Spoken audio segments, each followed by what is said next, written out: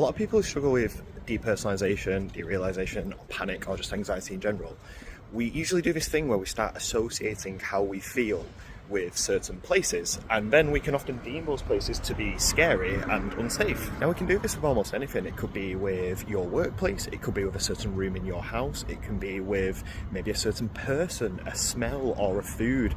Almost anything can become associated with that feeling of fear or that state of disconnect, and we can start viewing that thing as the thing that is scary itself. And this was me for a long time as well. And so I'm just out on a walk at the moment in Manchester, and I've just come across a street that I remember, God, Andy, 4 or 5 years ago, that was an absolute no-go. And so this street down here is where I first ever experienced DPDR, and I didn't know what it was at the time. And it was the way I used to walk to work, to my old job. And I remember what had happened was I'd had a really stressful couple of days or weeks at my old job, and yeah, DPDR, it's a stress response, isn't it? And God, it had been such a stressful period. And this is what I always found really frustrating, is that I understood and knew after learning about it that DPDR was a stress response, but it never actually happens in the moment.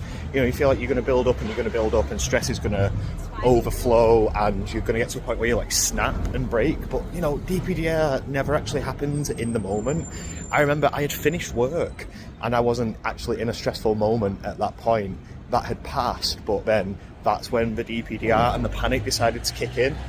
And that was really frustrating. I don't know if anyone else can relate to that, but for a good few months, probably a long time, I could not walk down this street because I just associated it with, that's where I felt like I'd broken my brain. And I started to be scared of it, which was really inconvenient because I had to walk past it to get to work, and it was really triggering.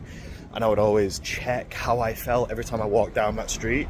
And it'd be really, really difficult. And I feel like a lot of people can relate to that, in that there's a certain place that I associate this feeling with, and it's really triggering and I hate it.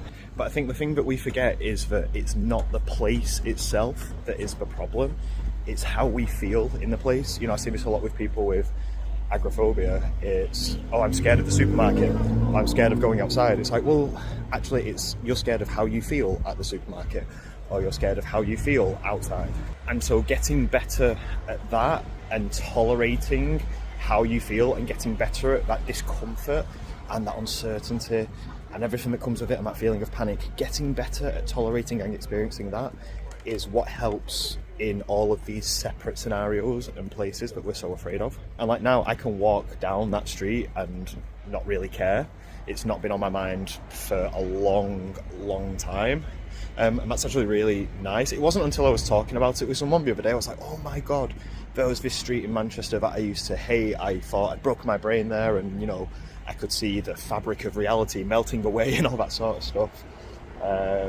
But yeah, it's not the place itself that is the problem, it's how we feel in the place. And so if this is you and you've got somewhere, maybe it's your job, maybe it's a certain room in your house, maybe it's a certain person, and you're like, oh my God, I hate that certain thing or that certain place, try and reframe it as, well, I hate how I feel around that place or around that person. And if it sounds like you and you feel like you've got an absolute mountain to climb, and you know, oh, I've got all these places and I've got all these things that I need to work on, it's like, can I try and simplify it? And I've got one thing to work on, and that's how I feel in all of these different places. And that's what really helped me, you know, trying to simplify it, in that I've got one job that is to get better at being uncomfortable and being anxious and being scared and feeling detached and feeling disconnected.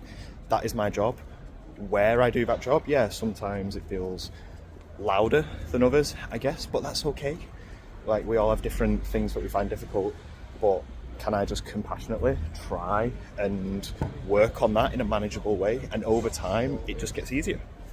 And just remember that how you feel right now in these places isn't an indicator that it will always be that way. It does get better, and you will feel like you haven't gone anywhere. But don't give up. Keep going.